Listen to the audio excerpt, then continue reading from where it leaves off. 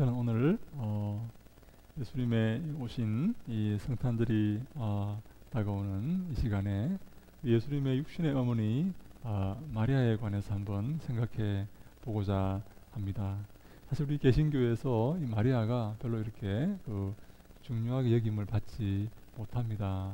왜냐하면 이 캐톨릭에서 너무 이 마리아를 우상 숭배 이렇게 하고 너무 이렇게 높이 이렇게 세우니까 제가 볼 때는 그것에 대한 반발로 도리어 개신교에서 마리아를 너무 이렇게 취급하지 않고 다루지 않고 있는 것이 아닌가 하는 그런 생각을 하게 되는데요.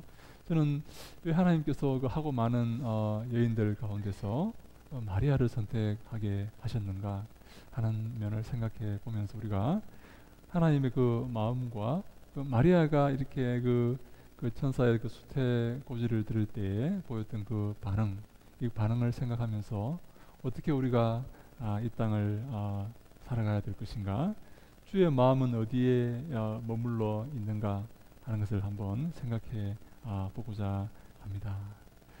천사가 마리아에게 잉태가 될 것임을 알렸습니다. 수태 고지를 합니다. 근데요, 그 마리아가 그 말을 들을 때에 보통 그 이스라엘 땅에 당시에 이 결혼을 하는 그 나이는 12살에서 13살 사이입니다. 정말 어린 아이에 불과하죠. 우리도 옛날에 아이들이 다 이렇게 어려서 결혼했지 않습니까? 12살에서 보통 일반적으로 12살에 정혼을 하고 13살에 이렇게 결혼을 하는 것이 당시 일반적인 풍습이었습니다. 우리 나이로 뭐 중학교 2학년 정도밖에 안 되는 그런 나이가 되겠죠. 근데요, 천사가 마리아에게 그 수태 고지를 하였을 때 마리아가 어떻게 반응하는가 하는 것이 성경에 나오는데요. 이 마리아가 이렇게 반응을 합니다.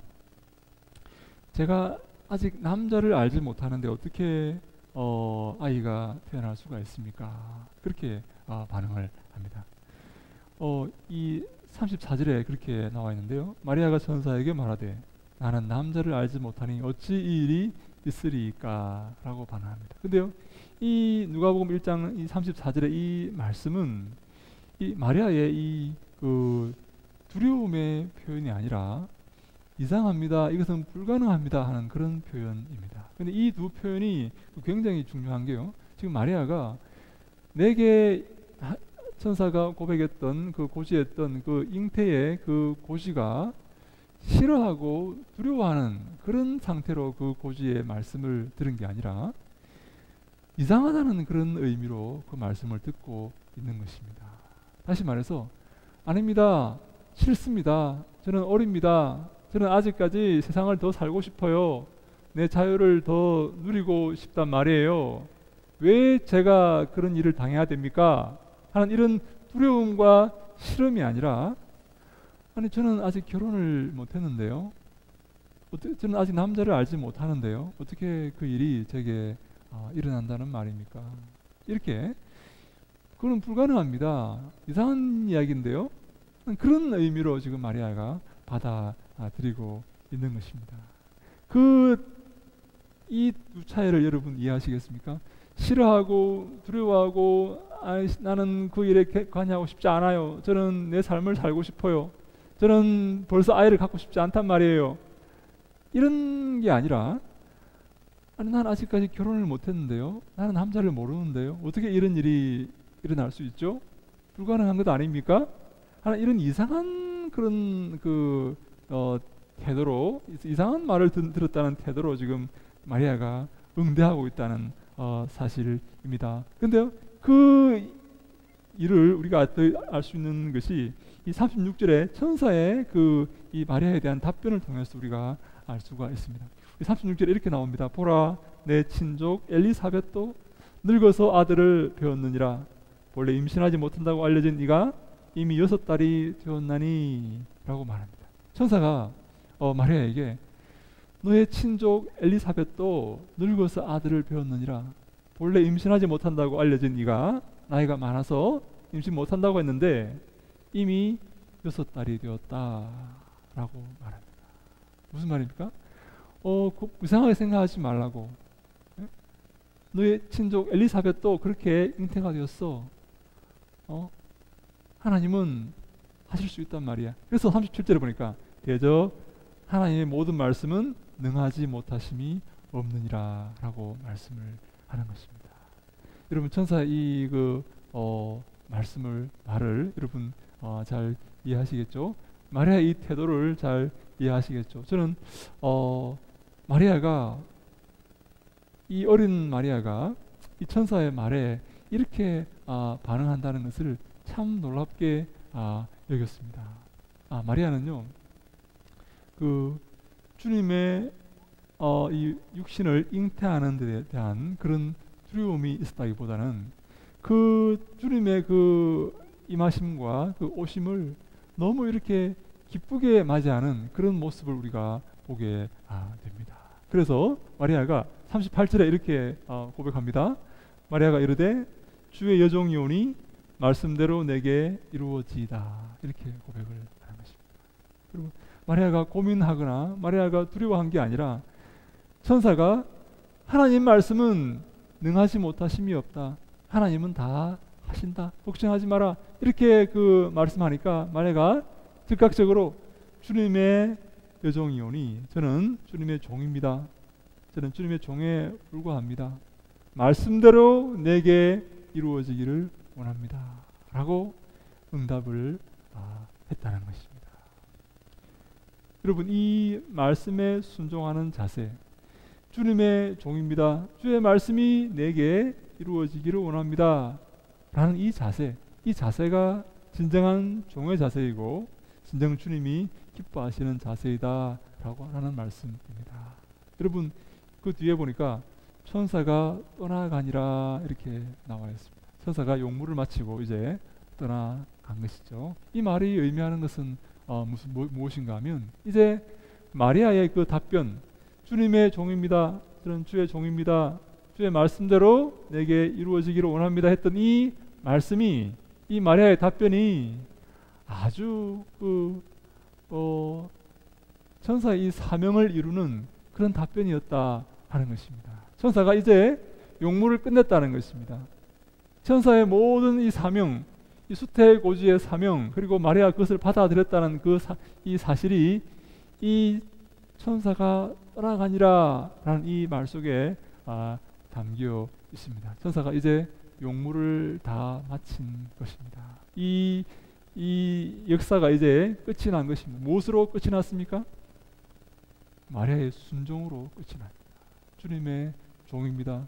주의 말씀대로 이루어지기를 원합니다 했던 이 말로 하나님의 이 계획이 이제 천사의 이 사명이 끝이 나게 되는 것입니다.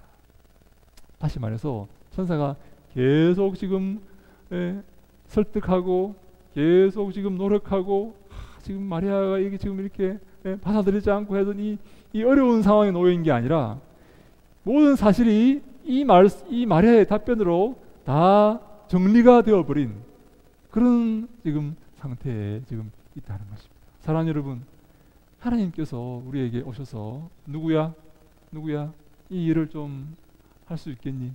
나를 좀 도와줄 수 있겠니? 내가 지금 이것을 원하는데 할 수 있겠니? 여러분 이렇게 하나님께서 우리에게 찾아오셔서 말씀하실 때 주님, 제가 주님 종입니다. 주의 말씀대로 이루어지기를 원합니다. 제가 주의 말씀에 순종하겠습니다. 여러분 그렇게 반응하실 수 있겠습니까? 마리아가 바로 그렇게 이 어린 소녀 마리아가 그렇게 반응하고 있다는 것입니다.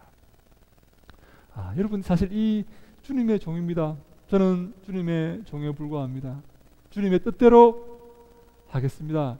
이런 자세의 반응은요, 성경을 읽어보면 수많은 믿음의 이 선배들, 이 믿음의 신앙의 위인들의 반응이기도 했습니다. 주님께서 부르실 때 주님, 제가 여기 있습니다. 저를 보내어 주시옵소서. 누가 나를 위하여 갈고 누가 내 일을 좀 해줄 수 있나? 누가 내 마음을 시원케 할 수 있나? 내가 지금 저 일을 해야 되는데 누가 할 것이냐? 이렇게 말할 때 우리 사랑하는 믿음의 이 위인들이 주님, 제가 여기 있습니다. 저를 보내어 주시옵소서. 그렇게 해서 갔다는 것입니다. 참 여러분되지만 제가 고등학교 2학년 때 어떤 집회에서 말씀을 이렇게 말씀을 듣는데 정말 그 목사님께서 설교를 오래 하셨어요. 3시간 정도 하신 것 같아요. 제가 너무너무 힘이 들고 지쳐서 집에 돌아오는데 다른 말씀은 하나도 기억이 안 나요. 근데 한마디가 기억이 나는 거예요. 내가 너의 인생을 책임진다. 내가 너의 인생을 돌보겠다. 그 말씀만 어떻게 제 머릿속에 이렇게 맴돌고 있는 것입니다. 그래서 제가 그 말씀을, 여러분 그런 말씀을 들을 때에 우리가 그런 말씀 많이 듣지 않습니까? 주님이 당신의 인생을 책임지십니다. 당신을 돌보십니다. 그런 말씀을 많이 듣지 않습니까? 근데요, 그 말씀을 들을 때에 여러분 그 말씀을 이렇게 자주 듣는데 별다른 이렇게 느낌이 없이 그렇게 들어주지만 제 마음속에 그때 그런 마음이 생기는 것입니다. 그렇지, 주님께서 내 인생을 책임지시지. 그렇다면 내가 무엇을 할까 하는 그런 이 생각이 이렇게 마음에 들었습니다. 내가 그러면 주님이 나를 책임지시면 내가 무엇을 해야 되지? 그러면 나는 주님의 종이 되어야 되겠다 하는 그런 마음이 제 마음에 생겼습니다. 네, 주님의 종입니다. 우리는 주님의 종입니다. 주님이 우리를 종으로 불러 주셨습니다. 근데요, 여러분 주님이 우리를 종으로 이렇게 불러주셨는데요, 그 주님께서 우리를 종으로 부르셨다는 이 말들이 성경에 많이 나오는데 우리 바울도 이렇게 고백합니다. 빌립보서 1장 1절에 이렇게 바울이 고백을 하는데요, 같이 한번 읽어볼까요? 시작. 그리스도 예수의 종 바울과 디모데는 그리스도 예수 안에서 빌립보에 사는 모든 성도와 또한 감독들과 집사들에게 편지하노니. 네, 바울이 자신을 예수의 종이라고 이렇게 고백을 합니다. 야고보는 어떻게 고백하는지 한번 볼까요? 야고보서 1장 1절입니다. 시작.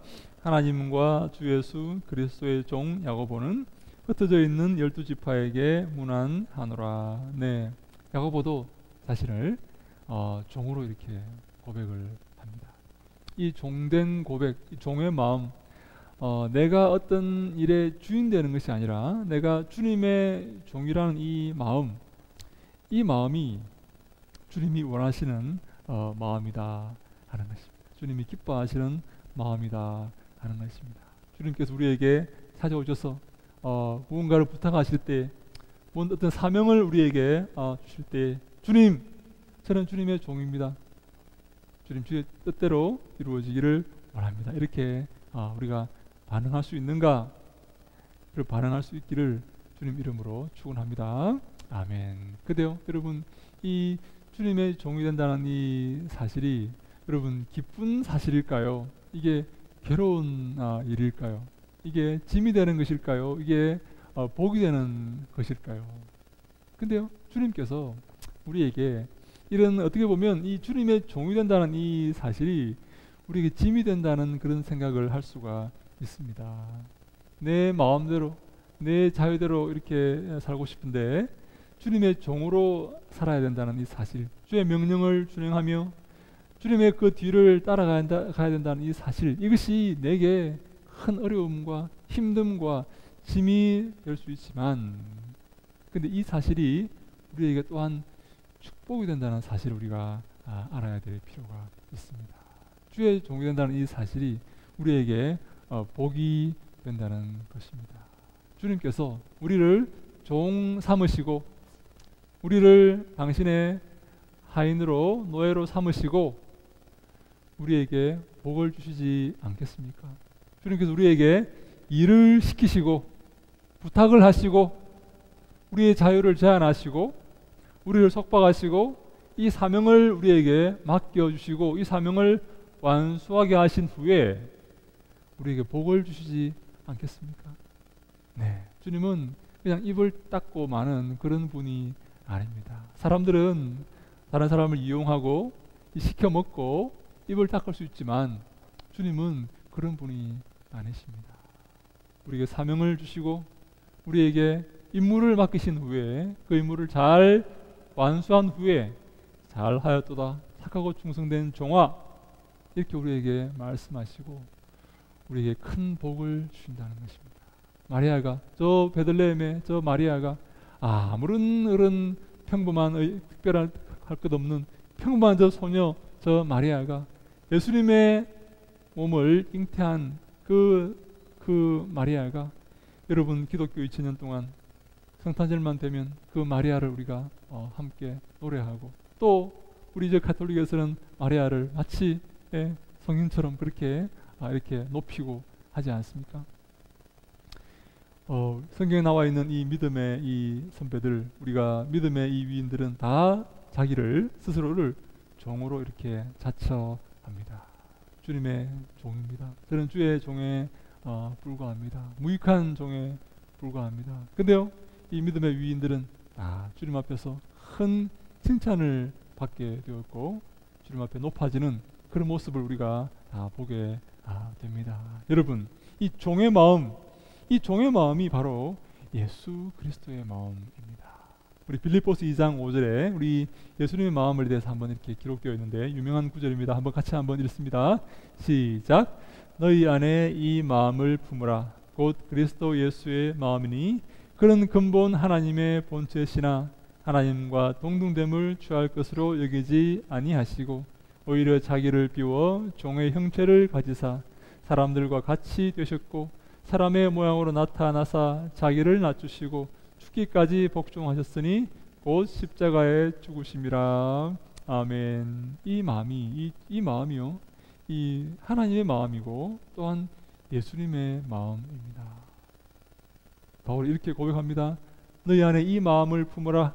곧 그리스도 예수의 마음이니, 예수님 마음을 우리 마음에 품으라 하는 것입니다. 그는 원래 하나님과 동등한 하나님의 본체이시나 하나님과 동등됨을 취할 것으로 여기지 아니하시고 하나님과 동등됨을 취하지 아니하시고 자기를 낮추어서 종의 형체를 가지사 사람들과 같이 되셨고 사람의 모양으로 자기를 낮추시고 죽기까지 복종하셨다라고 이렇게 말합니다. 누구의 말씀에 복종하셨습니까? 하나님 말씀에 죽기까지 복종하셨습니다. 그는 하나님이시지만, 그는 성자 하나님이시고 그는 천지를 창조하신 창조주이시지만 하나님의 말씀에 죽기까지 복종하신 것입니다. 이 마음을 품으라는 것입니다. 이 마음을, 물론 저부터 이 마음을 품어야 되는데 이 마음을 품어야 된다 하는 것이죠. 이게 바로 종의 마음이고 성령의 마음이고 성령을 받은 사람들의 마음이고 주님이 기뻐하시는 그런 마음이다 라는 것입니다. 바로 마리아가 그 마음을 가지고 있습니다. 주님의 여종입니다. 사실 여러분 지난 이 성경 버전이 있습니다. 개역 한글이라고 이렇게 부르는 그 버전에는 어떻게 여러분 되어 있는지 아십니까? 주의 계집종이오니 이렇게 되어 있습니다. 주님의 여종이오니 이렇게 좀 순화해서 표현했는데, 주의 계집종이오니 주의 말씀대로 이루어지기를 원합니다. 이렇게 되어 있습니다. 마리아가 그렇게 고백하는 겁니다. 주님의 계집종에 불과합니다. 저는 주님의 말씀대로 이루어지기를 원합니다. 하는 이런 그 고백을 마리아가 한 것이죠. 바로 이 고백을 통해서 전사의 이 임무가 끝이 납니다. 수태고지가 끝이 납니다. 하나님의 계획이 차근차근 이루어지게 됩니다. 사랑하는 여러분, 주님께서 우리에게 임하실 때, 주님께서 우리에게 부탁하실 때, 주님, 저는 주님의 여정에 불과합니다. 저는 주님의 종에 불과합니다.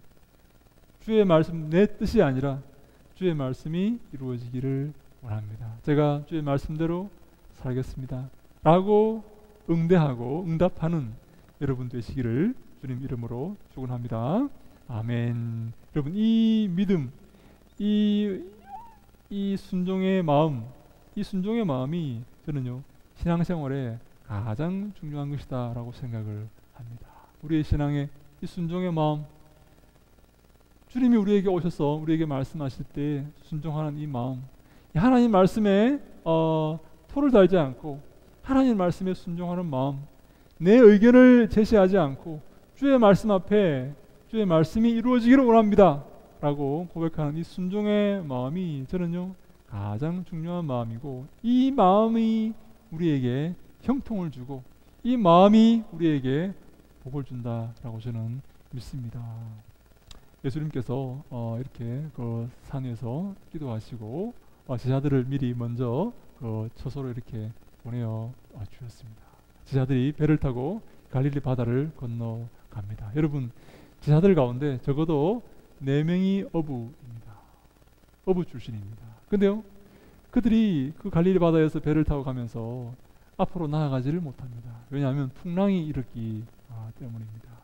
여러분, 예수님이 함께 하시지 않으면 어려움 가운데 갈 수가 있는데요. 근데 예수님께서 밤에 기도를 다 마치시고 한밤중에 이게 바다를 걸어서 이렇게 오십니다. 제자들은 지금 열심히 그 파도를 헤치고 앞으로 나아가려고 하고 있고, 예수님은 이렇게 바다를 걸어서 이렇게 오시는데 제자들이 그 모습을 보고 처음에는 유령인 줄 알았습니다. 유령인 줄. 네, 어떻게 사람이 물 위로 걸어오겠습니까? 그래서 사람들이 다 유령인지 놀랐는데 그 예수님을 알아본 사람이 있어요. 누군가 하면 베드로입니다. 베드로가 바로 저분이 예수님이라는 사실을 알아보았던 것입니다. 네, 예수님은 물 위로 이렇게 걸어서 오십니다. 여러분, 물은 무엇을 상징합니까? 물은 우리 인생의 고난과 두려움을 상징합니다. 죽음을 상징합니다. 그 물 위를 이렇게 밟고 걸어서 오시는 예수님은 생명을 상징하고 그 고난과 어려움들을 다 통치하시는 하나님을 상징하는 것입니다. 어떠한 어려움이 있더라도, 어떠한 고난이 있더라도 예수님은 물 위를 걸어서 오시기 때문에 우리가 그 예수님을 의지하고 살아갈 때에 승리하게 되는 것이죠. 근데요, 그 예수님을 보고 베드로가 이렇게 얘기하지 않습니까? 예수님, 저도 물 위를 걸을 수 있도록 해주십시오. 저도 물 위를 한번 걸어보겠습니다. 여러분, 좀 이렇게 베드로가 좀 이렇게 좀 약간 엉뚱하지 않습니까? 여러분 같으면 그렇게 한번 이렇게 예수님께 한번 구해보시겠습니까? 예수님, 저도 한번 걸어보고 싶습니다. 이렇게 하시겠습니까? 네, 베드로가 이렇게. 근데 저는 참 베드로의 이 제안이 참 놀라운 게, 베드로만 물 위를 걷는 경험을 하게 됩니다. 예수님께서 뭐라고 말씀하시는가 하면 오라 이렇게 말씀하시고 와보라고. 그래서 베드로가 물 위를 이렇게 걷는데 걷다가 여러분, 지금 베드로를 삼키려고 지금 이렇게 넘실대는 이렇게 그 파도를 이렇게 보지 않겠습니까? 파도가 옆에 보이지 않습니까? 그 파도를 보는 순간 베드로가 빠져 들어가는 것입니다. 말씀을 의지하고 오라 했던 그 말씀을 붙들고 배 밖에 나가서 물을 디뎠을 때는 베드로가 물 위를 걸을 수 있었는데, 그 파도를 보는 순간, 말씀을 놓치고 그 파도를 보는 순간 베드로가 빠져 들어가는 것입니다. 말씀 붙들었을 때는 물 위를 걸었습니다. 어떠한 어려움도 헤쳐나갔습니다. 근데요, 말씀을 버리고 파도를 보았을 때 베드로가 물 위를 빠져 들어가게 되었습니다. 우리 마태복음 14장에 이렇게 나와 있습니다. 함께 읽습니다. 시작. 바람을 보고 무서워 빠져가는지라 소리질러 이르되 주여 나를 구원하소서 하니 예수께서 즉시 손을 내밀어 그를 붙잡으시며 이르시되 믿음이 작은 자여 왜 의심하였느냐 하시고. 네, 바람을 보고 그 파도를 보았을 때 베드로는 빠져 들어가게 된 것입니다. 무엇을 붙잡으라고요? 하나님 말씀을 붙잡고 하나님 말씀을 신뢰하며 나아갈 때 베드로는 물 위를 걸을 수가 있는 것입니다. 예수님께 책망하십니다. 믿음이 작은 자요 왜 의심하였느냐? 왜 그 말씀을 의심하였느냐? 오라 했던 그 말씀을 붙들고 이 말씀 믿으면서 나아갔으면 물 위를 걷는데 왜 이 말씀을 의심하였느냐? 말씀을 의심하고 상황을 바라볼 때 빠져들어가는 것입니다. 말씀 붙들고 상황을 바라보지 않고 말씀 붙들며 나아갔을 때는 승리하는데, 말씀을 포기하고 상황을 바라봤을 때 베드로는 빠져 들어가게 되었다 하는 것입니다. 우리가 이 땅을 살아갈 때 주의 말씀 붙들어야 될 줄로 믿습니다. 주의 말씀만 우리를 승리케 하고 주의 말씀만 우리에게 복을 주십니다. 마치 마리아가 주의 말씀대로 내게 이루어지이다. 여러분, 마리아가 잘못되면 돌에 맞아 죽을 수도 있습니다. 아직 결혼도 안 한 처녀가 애를 낳는다? 당시에 그 돌의 간음죄로 돌에 맞아 죽는 일이 있었습니다. 여러분, 마리아가 얼마나 어려운 상황 가운데 처했습니까? 그러나 마리아는 그 상황을 바라보지 않고 형편을 바라보지 않고 하나님 말씀을 바라보았습니다. 하나님 말씀 붙들었습니다. 그리할 때 마리아가 승리하게 되고 복 있는 여인이 되는 것입니다. 우리도 마찬가지입니다. 사랑하는 여러분, 주의 말씀이 내게 이루어지기를 원합니다. 주의 말씀대로 살겠습니다. 주님, 주의 말씀 붙들고 살아가겠습니다. 여러분, 그 믿음이 복된 믿음인 줄로 믿습니다. 하나님께서 우리에게 큰 복을 주실 것입니다. 그 말씀 붙들고 믿음으로 살아가는 믿음의 선배들처럼 그렇게 믿음으로 살아가는 그 삶이 여러분 복된 삶이라는 사실을 기억하셔야 됩니다. 왜 그렇습니까? 이분이 우리에게 말씀하신 이분이 바로 하나님이시기 때문에 천지를 창조하시고 우리의 생사 화복을 주관하시는 하나님이시기 때문에 그 말씀 붙들고 그 말씀 믿으며 의심하지 않고 나아가는 그 사람이 복되다라고 말씀을 드릴 수가 있는 것입니다. 여러분, 복 있는 사람은 어떤 사람입니까? 복 있는 사람은 하나님 말씀을 즐거워해서 그 말씀을 주야로 묵상하는 사람입니다. 주의 말씀이 즐겁고 주의 말씀이 기쁘고 내 상황을 보면 어렵고 슬프고 힘들지라도 내 상황을 보면 내가 정말 답이 안 나오는 그런 입장에 있다 할지라도 주의 말씀이 즐겁고 주의 말씀이 기쁘고 주의 말씀이 행복하고 그래서 주의 말씀을 주야로 묵상하고 그 말씀을 지키며 살아가는 그 말씀 붙들고 믿으며 살아가는 그 사람이 복 있는 사람이다 라고 성경이 우리에게 말씀하고 있는 것입니다. 이 말씀은요 제게도 해당되는 말씀입니다. 네? 제가 사실 굉장히 많이 이렇게 상황을 이렇게 생각하고 염려하고 걱정하는 그런 사람이었습니다. 조금만 일해도 걱정하고 조금만 일해도 여러 가지 가능성을 생각하고 복잡하게 이렇게 살아갔던 그런 사람인데 사실 저한테 굉장히 필요한 그런 말씀입니다. 상황을 바라보지 않고 현실을 바라보지 않고 주의 말씀 붙들고 말씀 의지하며 살아갈 때에 제가 복받은 인생이 될 줄로 저는 믿습니다. 저는 베드로처럼 그렇게 바람을 바라보고 풍랑을 바라보고 물에 빠져들어가는 그런 인생이 아니라 말씀 붙들고 말씀 지키며 의심하지 않고 한 걸음 한 걸음 나아갈 때에 승리하는 그런 인생을 저는 진심으로 살기를 원합니다. 우리 교회가 그런 교회가 되기를 원합니다. 상황을 바라보지 않고 말씀 붙들고 나아가는 교회, 주님이 칭찬하시는 교회, 믿음의 교회. 믿음이 없이는 하나님을 기쁘시게 할 수가 없지 않습니까? 우리가 믿음을 가지고 하나님을 기쁘시게 하는 우리 모두가 다 될 수 있기를 주님 이름으로 축원합니다. 이곳에 우리 교회가 주님이 기뻐하시는 교회, 믿음이 충만한 교회, 주님께 영광 돌리는 교회가 될 수 있기를 주님 이름으로 간절히 축원합니다.